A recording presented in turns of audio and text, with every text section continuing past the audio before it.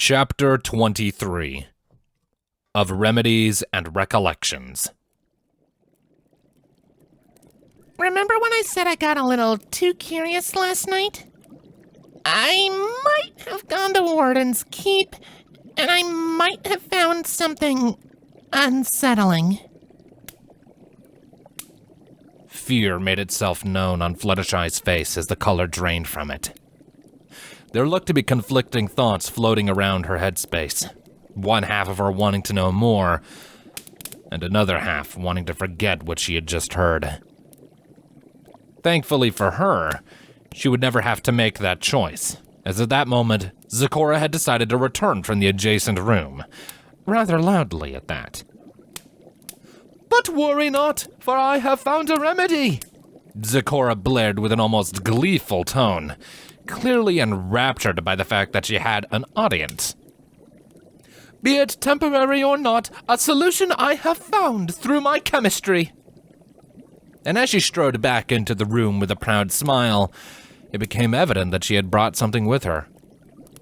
She was towing a large red wagon, not unlike one a foal would tug around, filled to the brim with small logs, the kind that one would keep around for firewood. Though, with the way the zebra was showing them off, it implied that there was more to it than that. Silence followed the display, the two ponies and Lone Dragon simply staring with blank expressions. To say that there were questions that needed to be answered was an understatement, yet nobody seemed to be willing to ask them. "Okay, I'll bite." Spike meekly broke the silence. "What's that for?" "I'm glad you asked, my reptile friend." Zecora beamed as she turned towards her wagon, lightly sifting through the pile of timber for a moment. Soon, she retrieved a specific, far more refined piece and placed it gently on the ground. "With the use of these, we'll be able to leave those beasts condemned." Twilight, stricken with curiosity, approached with a raised eyebrow. A moment's glance was all it took to deduce that it was actually a wooden stake that looked to have been lovingly carved and engraved with swirling striped patterns that were common in Inchi's culture. Something like this must have taken quite a lot of time to make, though how this is going to help with the Timberwolves was still a mystery. Or at least it was until Zecora unceremoniously swiped at the stake with a hoof, sending it flying through the air before landing in the cauldron with a wet plop. She pumped a hoof in the air with a short woo, signifying her glee at succeeding in her little stunt. "The plan is to lock them away within that place." Zecora turned her attention back to the wagon and started to take pieces out of the pile. "It's not ideal, but it will keep them from putting the forest through further disgrace." "Oh, I get it," Twilight replied with a sly grin. "Bigger pieces of wood means they can suck up more of that juice. Ergo, the wards will be stronger." "Exactly. And the brew itself is strengthened by the forest's own wood. No substitute would suffice, in case you have misunderstood." Zecora's glee was only matched by her confidence in this plan of hers. The unbridled optimism was a refreshing change of pace. "Now hurry! We must work quickly if we're to deliver the forest its cure." Moving with enough speed to startle Spike, thanks to their size differences, she stopped before one of her shelves. Just as quickly, she retrieved a series of carving tools and began to pass them around. "Zecora, didn't that first one take you 3 months to make?" Fluttershy asked as she gingerly took the small woodworking knife and a hoof. It was obvious that the zebra was planning on having the 4 of them sit here and carve more of these out, which could very easily take a long time if Fluttershy's accusation was accurate. Thankfully, Twilight was already privy to a solution to shorten things down. "Which is why we must hurry!" Zecora was very excited about all of this, presenting Twilight with a carving knife before moving over to Spike, though she stopped just before giving the tool, looking to Twilight with a perplexed expression. Please don't. He doesn't need to be playing with knives." Twilight requested as she magically claimed the 3rd carving tool, placing it back on the shelf where it belonged. "And, not to be rude, but I think I have a simpler answer. Can I see the one you've already made? Zecora's excitement was diluted with the same confusion her three guests had previously shown, yet she still gave a slow nod in response. Thus began the task of fishing the long-since sunken steak out of the sludge. She used her stirring stick to poke around the bottom of the cauldron until, eventually, she was able to force the wooden stake back out, now bleached white, much like the other repellents forged by the zebra. It was gently tossed over to Twilight, and swiftly caught in her magic.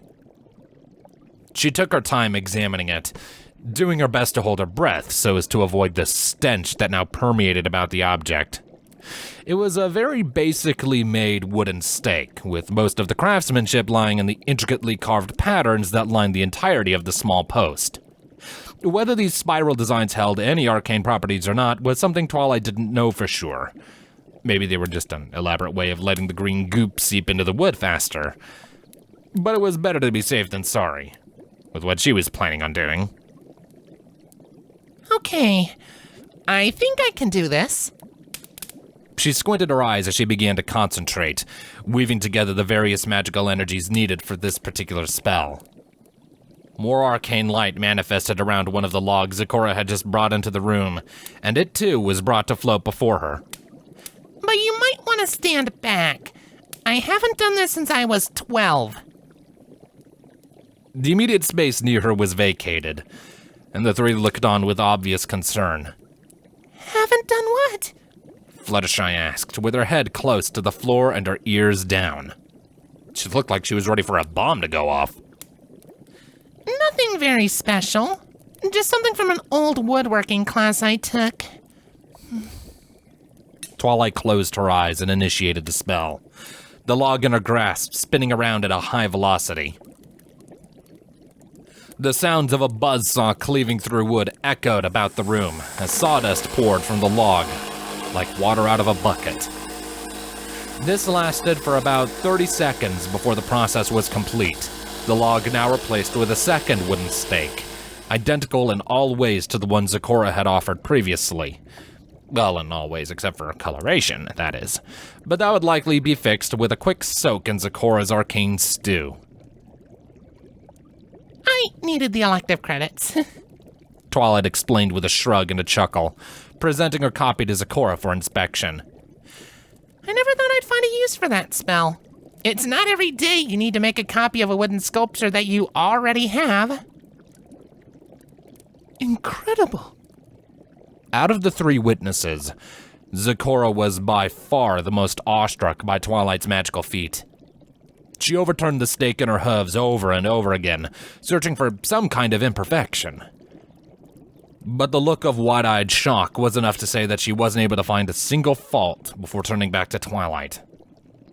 How many of these can you make? How many do you need? I need to go find more dead trees. Zecora muttered as she almost limped towards the front door, the shock from Twilight's accomplishment still rattling her. She stopped for just a moment to claim the axe that had been leaning by the doorframe with her teeth. We're gonna need a lot more wood. Nothing else was said before she vanished beyond the veil of beads, fully committed to her mission of finding whatever fallen tree she could. And if Zecora needed more logs for this endeavor, then it was easy to assume that she was going to need a lot of these stakes. If that was the case, then it was better to start now instead of waiting. Twilight walked over, took a seat, and began the task she had unwittingly signed up for. Okay, what was that? Spike asked, raising a claw to point towards the long-gone zebra. Oh, have you never met a zebra before? Fluttershy tilted her head in response. They're kind of like distant cousins. No, the way she was talking. The dragon placed great emphasis on that last word. Almost everything she said rhymed. I was wondering about that too. Twilight interjected as she finished the second steak. Can't say I've met people who talk like that regularly. Oh, that. She does that to entertain herself. Fluttershy sighed. When you spend a lot of years alone in the woods, You need to find some way to keep your spirits up. Twilight couldn't argue with that. Isolation was a powerful thing, and it could greatly affect one's mind if submerged in it for too long. If she didn't have Spike along with her during this 2-year trek across the world, she probably would have lost her mind a long time ago. But that was a grim thought that was better left unthought, as there were far more important things to work on. Especially now, as Twilight was going to have quite a bit of time to kill with this carving business. And it seemed Fluttershy had a similar opinion, as she hesitantly approached, a pensive look on her face. So, you said our problems might be connected? She almost shuddered when she said that, as if she was unwilling to even ask it. It's just a theory. Twilight grimaced as she added another stake to the pile. I need more information before I can know for sure. Can you help me with that? Right. Sorry, but it's been a really long time. It might not be accurate information. Anything you can tell me will help. Twilight pleaded with sincerity. I don't want to fly in blind. I really don't know where to start. The beginning? Spike's question came with a smirk and a shrug, earning him the attention of both ponies. There was a brief moment where Twilight wanted to reprimand Spike for the sarcastic answer, but she would be lying if she said that she wasn't thinking the same thing, even if she wasn't going to say it that bluntly. Fluttershy meekly sighed, her eyes falling on the simple dirt floor of the cabin. She was starting to subtly shake and twitch as she scoured her minds for details. She took long and deep breaths in an attempt to calm her nerves, but as time went by, they became shorter and faster. This came to a head in one final deep breath that was released in an overdramatic puff. Before I get going, The Pegasus said. Have you met a pony in town named Rarity? Unicorn, about yay tall, a little too obsessed with Canterlot. I've met her a few times. She seems nice. And obsessed is an understatement. Twilight thought it best to keep that comment to herself for the time being. She's, an old friend of mine. We were about 8 years old when...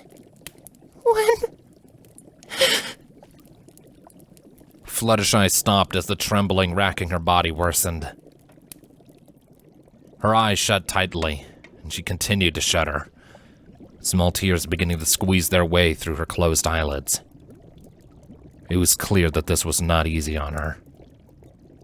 For a moment, Twilight considered telling her that she didn't have to continue, but Fluttershy managed to finish her statement with a squeak before Twilight could make the offer. When I saw what he did to her... The log Twilight was about to rend fell to the ground with a thud, her focus spoiled by that remark. There were many ways to interpret what Fluttershy had just said, and how she had said it. And if not for the things that she had been shown earlier this week, Twilight might have jumped to a very unpleasant conclusion about what Knox did to Rarity. Or a pleasant one, depending on exactly what had been done. Regardless, Twilight surrendered her full attention over to Fluttershy, and did her best to implore her into continuing without coming across as insensitive. Fluttershy, understandably so, took a brief moment to calm herself down before going on. And after another series of deep, calming breaths, she began to recount the events of that fateful day as best as she could.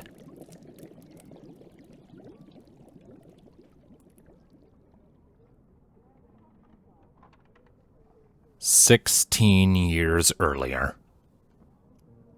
A light, nippy breeze danced through the country village of Ponyville, indicating that summer was soon to end and that fall would follow shortly.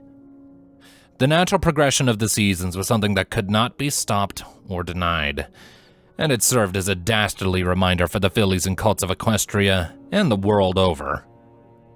The school year would be starting soon. Something that no child ever wanted to hear, even if it was in their best interest. The proverbial loss of freedom that came with the end of vacation was heartbreaking for the young hearts that longed to be free, particularly those with a distinct disdain for the humdrum routines of social interaction and the noise and clamor of a classroom. Those who would much rather spend their time connecting to nature and all its quiet wonders. Fluttershy was one such pony, and one of many who lamented the oncoming return of her educational pursuits, even if it was required for her dreams of caring for the cute and cuddly creatures of the world for a living. Which led to her paying the Golden Oaks Library a visit on this fine summer morning. With the school year just around the corner, she would need to be ready for the trials to come. And with the summer vacation that had been spent mostly in the great outdoors, a refresher course was a mandatory sacrifice to get her mind up and running. Mostly mathematics, history, and the various sciences were her topics of interest, biology and botany not included, as she had those subjects down to a T already. As she sat at one of the tables on the library's second floor, she paid little mind to the very few ponies who came and went on their own business, and they in turn ignored her as well. She was all but invisible to the world, doubly so, as it was a rather slow day for the library. Buried behind her reasonably sized pile of books and study materials, even the lone librarian, a kindly old Sorosian by the name of Knox Onwud, seemed entirely oblivious to the fact that she was even there. He had only spoken to her for a scant few moments when she had arrived, and proceeded to let her go about her business. Not that she minded, of course. She'd always been one to avoid unnecessary social interaction if she could. She didn't know why, but talking with other ponies just made her feel uncomfortable, especially with someone she didn't know. But that was something everyone suffered, or so she'd been told by her parents in their attempts to get her to open up more. But Fluttershy didn't really feel the need to do that. She had plenty of decent to good friends amongst a few select ponies, and the rest of the gaps were filled in by the many animals she had come to care for over her life thus far. Even those her parents knew nothing about. Especially the ones her parents knew nothing about. Oh, why, hello there, Fluttershy. It's been a while. And speaking of friends, Fluttershy nearly leapt out of her skin at the sudden greeting from one of them. After letting out the world's quietest exclamation of terror, and after finding her way out of the book she buried herself under in an act of self-preservation, she finally recognized one of the few ponies she had added to her social circle. Rarity stood off to the side with a worried and guilty look on her face. Oops. Sorry about that. Didn't mean to scare you. It's okay. Fluttershy sighed in relief upon figuring out the interloper's identity, offering a kind smile in return. It's good to see you. How have you been? Oh, just trying to enjoy the scant few remnants of our summer. But seeing as how Applejack and Rainbow won't stop whining about it, I decided to take some needed time away from them. You understand, yes? Fluttershy nodded at that. Everyone in town knew just how rowdy those two could get when they weren't in a good mood. Or when they were in a good mood. Or when they felt like causing trouble. Or were in the same general location as one. The point was, those two had something of a reputation as troublemakers, and Fluttershy was glad that she had chosen to spend today in the one place that the two would never go unless they had to. So, what have you been up to? Rarity's follow-up question was enough to bring Fluttershy back from the hypothetical thoughts of how today could have gone. It isn't like you to keep yourself inside all day. Especially here. Is something wrong? Oh, not at all. I was just trying to get ready for school. She gestured to the collection of books and papers she had amassed over her stay with a slight blush. I kind of needed the refresher course. My, that's very responsible of you. But you wouldn't happen to have picked up any books about gemstones, would you? I've been looking for one all afternoon, but I can't find it. I don't think so. The inquiry prompted the two fillies to quickly search through Fluttershy's collection. And while the Pegasus had gathered a few books that covered the topic of geology, Rarity was looking for something more specialized. Soon enough, their search was complete, with Rarity's desired book still nowhere to be seen. Nope, it isn't here. I'm sorry, Rarity. Oh, it's fine.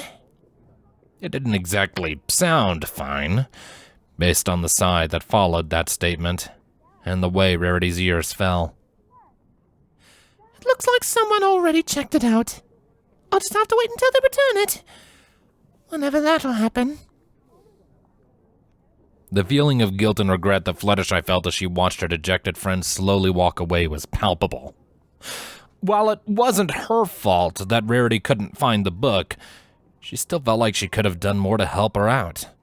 It was that feeling that fueled the idea that suddenly popped into her head. She galloped for all she was worth to intercept the departing unicorn with a bright smile on her face. Wait, have you tried the third floor yet? There's a third floor? Rarity stopped, her upset demeanor being replaced with a curious expression. Well, yes. Fluttershy gestured with a wing towards the staircase at one end of the room. And much to Rarity's visible surprise, it did indeed lead up to what could only be a third floor. I've seen Mr. Onwud go up there with some books a few times today already. Oh, perhaps he's moved up there. The unbridled joy and hope in Rarity's voice combined with the wide smile she donned were very reminiscent of a certain pink pony that everyone knew. Thank you very much, Fluttershy. Do you want help finding it? She offered a sincere smile alongside the kindly offer, taking the time to push her mane aside so her whole face could be seen. I needed the break anyway. Rarity made no effort to refuse the help. Instead, she cheerily took up Fluttershy on that offer, and the two made their way towards the neglected staircase.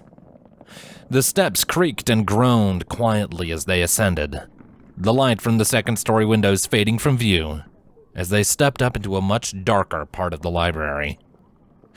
The darkness wasn't unusual. The staircase leading from the first floor to the second had been much the same. It was just how the building was made. But once they reached the peak of the steps, coming face to face with nothing but a door left slightly ajar at the top, the Fluttershy realized that something was off. The door didn't match the lower set of stairs. And furthermore, putting a door directly at the top of a flight of stairs just didn't make sense to her. But she was an 8-year-old who'd never left Ponyville before, so maybe this was just her inexperience showing. But as Rarity pushed open the old door with a creak, Fluttershy was suddenly hit with the overwhelming feeling that they shouldn't be here. What windows there were in the space were blocked by heavy-looking tarps mounted in place of curtains. The only light in the room came from flickering candles and lamps scattered here and there, casting whipping shadows that gave this floor an ominous aura. The shelves that lined the walls were mostly empty. Only a few books sat on each one. Odd enough for a library. There were other doors up here, ones that likely led into closets or other equally dreary rooms. And strewn about the chamber were various tables, each home to a multitude of books, some open, some closed. Some of the tables had been adorned with large white sheets that looked like they were being used as tablecloths. As to why some tables had them and others didn't, Fluttershy didn't know. In the center of it all was a much larger desk, much like one that you'd find in a school principal's office, cluttered to the absolute limit with books just like the others around it. This was the only place in the room where a chair could be found, a ragged and battered old thing that looked like it would fall apart if you sneezed at it. And Fluttershy wasn't much better off. Her shivers and shakes went unnoticed by her unicorn friend as they both stared into the darkened space. Now, Fluttershy had never been the boldest of young mares in town. At best, you could call her a cautious and timid filly, while at worst you could call her a downright coward. It didn't take much to frighten her, or even to surprise her. Fear and unease were feelings that she had been long familiar with over the course of her young life, and sometimes they would beseech her at the most inopportune and unexpected times. Like now. Looks like he's in the middle of reorganizing. Rarity said in a shockingly optimistic tone, entirely oblivious to the fright that Fluttershy was experiencing as she passed the threshold. I'm sure he wouldn't mind if we look around a bit. It would be one less book for him to sort. Fluttershy watched wordlessly as Rarity just walked into the dilapidated room, unsure if she should follow or not. She felt like, at this point, she should go back down to the first floor and get Mr. Knox to help them out, or reprimand them for even coming up here at all, as that felt like a natural conclusion to this foolhardy idea. Yet against every rational thought and better judgment she had, she silently shuffled forward. Best case scenario? Fluttershy was just being overly cautious and fearful, as she was known for doing. Maybe there was nothing wrong at all. After all, why would the door be unlocked if ponies weren't meant to come up here? It was a public library. There couldn't be anything that dangerous here. Worst case scenario? Well, she couldn't just let Rarity go in there alone. And the sooner they found that stupid book, the sooner they could leave. Fluttershy moved from table to table with silent haste, scanning every book in sight with near feverish intensity, hoping to find Rarity's desired gemstone text so they could leave without delay. But much to her dismay, not a single one of those books was what they were looking for. Fluttershy couldn't even decipher most of them, with pages filled to the brim with long and complicated words she didn't even want to attempt deciphering, accompanied by what she could only describe as random shapes and squiggles. Maybe they had some meaning to someone, but they meant absolutely nothing to her, especially in her frantic state of mind. Rarity, in the meanwhile, took a much more calm and careful approach to her search, the blue light from her horn acting as a useful beacon for Fluttershy to keep track of her out of the corner of her eye. But with every book that came up as a dud, the more and more frustrated the young unicorn got, furrowing her brow and puffing out her cheeks, as if that would make the book she wanted magically appear. It was this frustration that led her to search towards one of the other doors in the room, hoping that maybe her book waited within. Fluttershy wasn't paying that much mind. She was still far too busy trying to find that book as quickly as possible among the tables.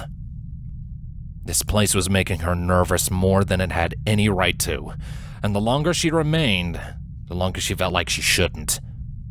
Like there was some ominous shadow hanging over her, following her about the room, watching her every move with overwhelming intensity.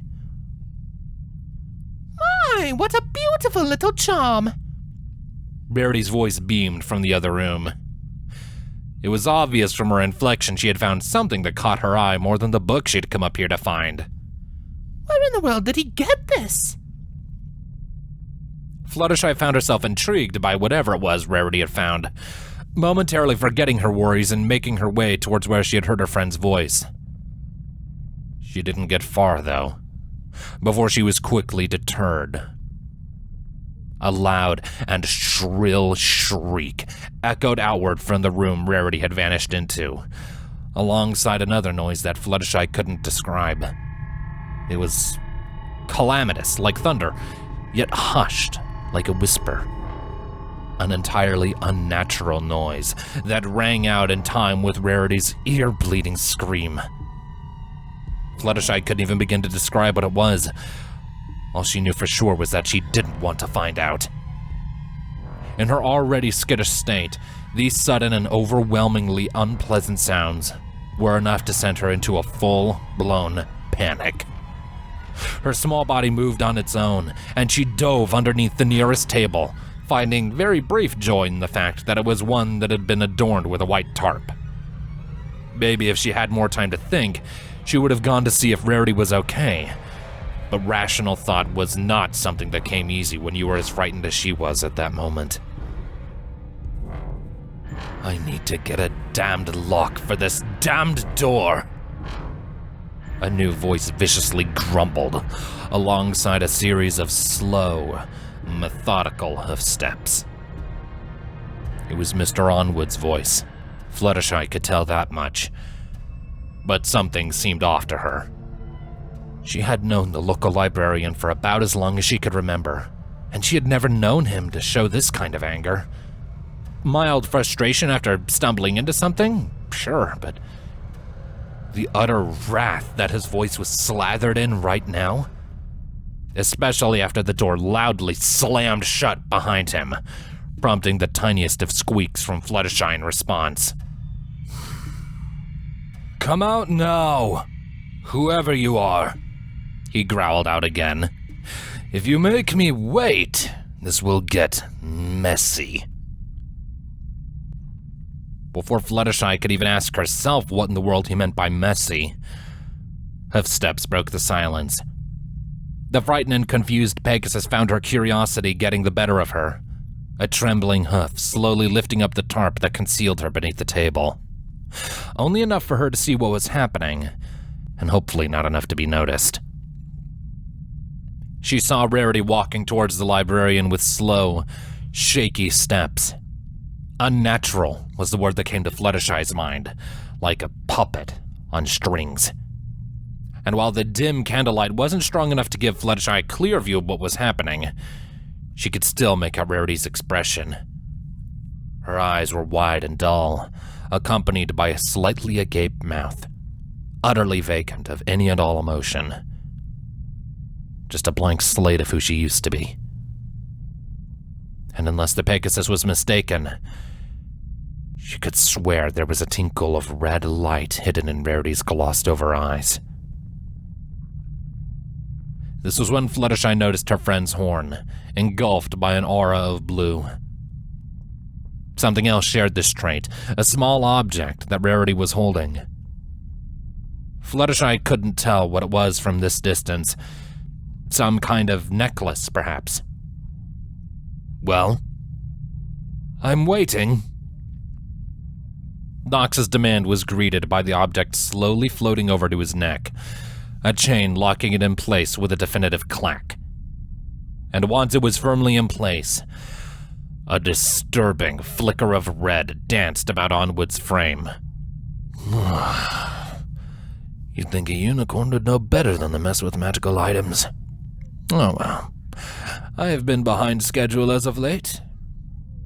He leaned in uncomfortably close to Rarity and cupped the unicorn's chin with a hoof. She did not resist. The white of Onwud's teeth glistened in the candlelight as he gave a wide grin. "Your little intrusion is actually quite convenient for me." "Thank you, Rarity." Suddenly, Onwud's gaze snapped to the side, in Fluttershy's direction. She nearly squealed in terror at this, but she managed to stop herself when she noticed she was looking past her hiding place. She was still unnoticed for the time being, thankfully enough. Knox's eyes began to glow with a sinister scarlet hue, as did a large gemstone nestled into the accessory that Rarity had delivered to him. And much like how unicorn magic was accompanied by an audible hum, so too was this unsettling display.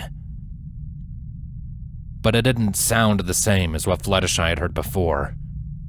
It was cold and metallic, artificial and haunting, and not unlike the clamor that previously accompanied Rarity's earlier scream. Fluttershy soon caught sight of something enveloped in the same red light floating towards Knox, from the direction he was looking. Whatever it was looked to be cracked and broken in some spots, from what little Fluttershy could tell. She couldn't make out what it was outside of that, maybe some kind of rock or black crystal. Honestly, she didn't care. She didn't even want to know what he was going to do with it. She could only watch as the item was placed in the Sarosian's waiting hoof. Now then, Miss Rarity, I have a very important question for you. Onwud presented the stone to Rarity, cradling it gently, like a stallion would present a flower to a mare. Can you hear the choir sing? Yes. Rarity moved in slow, jerking motions. Somewhere deep inside that blank slate of a filly, some semblance of herself seemed to be fighting back against whatever had been done to her. But she wasn't strong enough, and she confirmed the question with a slow nod. A forehoof was lifted and ever so gently placed atop the black stone, once more bringing a shimmering, toothy grin to Knox's face. That was all Fluttershy could stand to watch. She withdrew her hoof and allowed the tarp to fall back to the floor, only catching the briefest glimpse of dark wisps that began to emanate from the black stone as an otherworldly chill filled the air. The frigid aura of something very, very old and very, very malicious. Something horrible. Something unknowable. But Fluttershy didn't know what any of it meant. She couldn't even bear to watch whatever terrible thing was happening to Rarity. She was too focused on keeping her location a well-kept secret. Tears had long since begun silently streaming down the sides of her face. She was unable to understand what was going on. Why was Mr. Onwud doing this? How was he doing this? Was he going to find her? All these questions repeated endlessly in the filly's head as she waited and waited in the darkness underneath the tarped table, sobbing in absolute silence for fear of being found. She didn't know what he had done to Rarity, but she didn't want it to happen to her. So she stayed there, in the dark and in the dust, hoping that she would never be found. It felt like an eternity before something broke the silence of her prison. Rarity's voice, to be specific. Salutati coro. Fluttershy didn't understand the words, but she had hardly noticed them at all in her panicked state. She spent the rest of the day under that table, laying there in absolute silence as the world went on without her. Occasionally she heard hoofsteps, Knox's, without a doubt, and the rustling of paper. If he knew she was down there, he made no attempt to confront her about it. And so she waited, the hours stretching on like centuries as she endured her self-made entrapment. She lost track of how much time had passed, long before she mustered up enough false courage to venture out from her den. She strode with the utmost caution, evacuating the third floor as quickly as she could without drawing any attention. The second floor was easier to traverse, especially seeing as how it was entirely abandoned.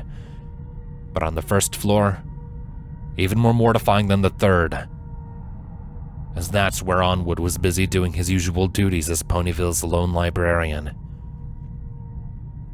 Looking at him now, she could only see the kind elder that she had known before being inadvertently introduced to his more sinister side earlier today. And thankfully, he paid her no mind. Fluttershy didn't want to question this blessing, and took the opportunity to leave without further delay.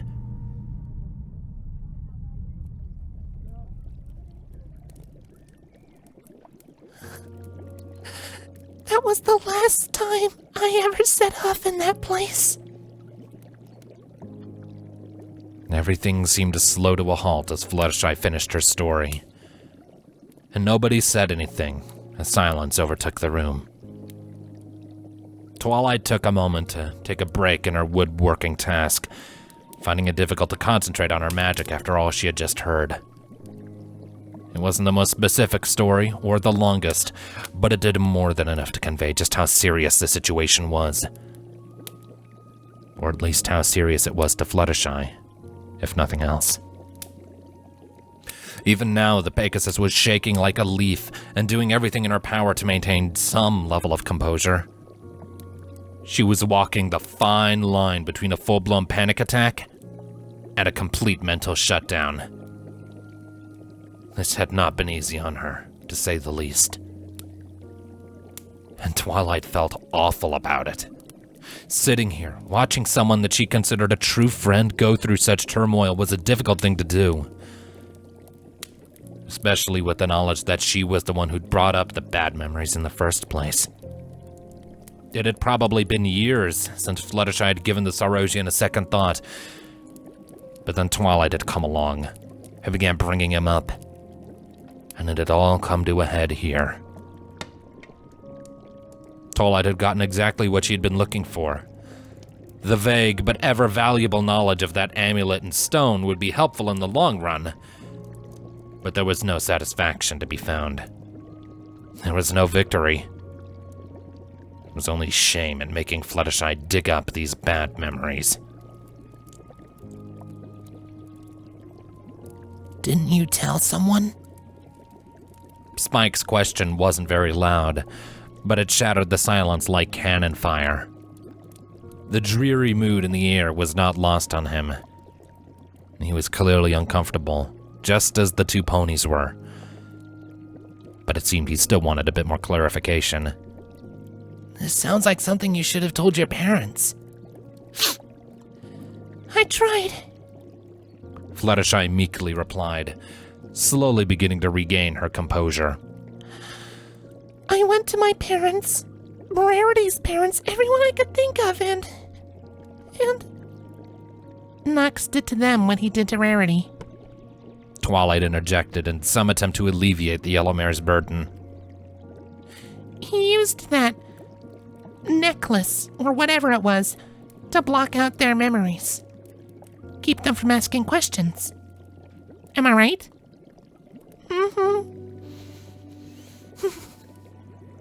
Fluttershy took the time to breathe and calm her nerves, about as much as she could at the moment, before going on. After that, they all just forgot what I told them. When I tried to tell them again, they forgot again. Eventually, I just gave up.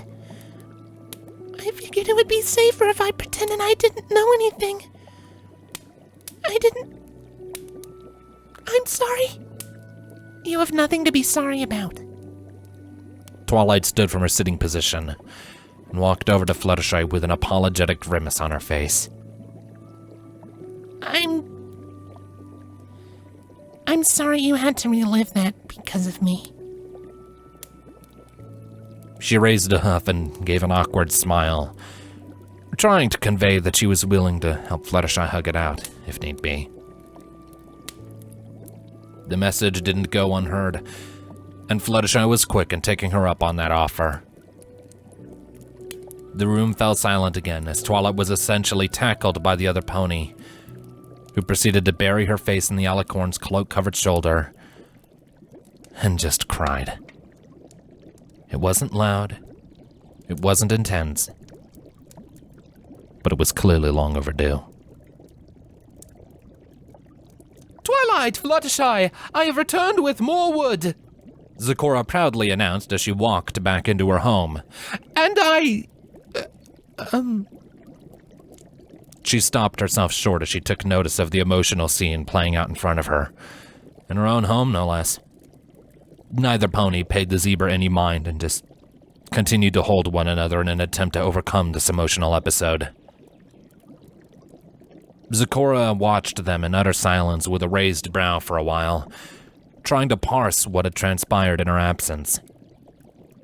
Eventually, she approached the only other person in the room, that being Spike, and leaned down to whisper. Did I miss something?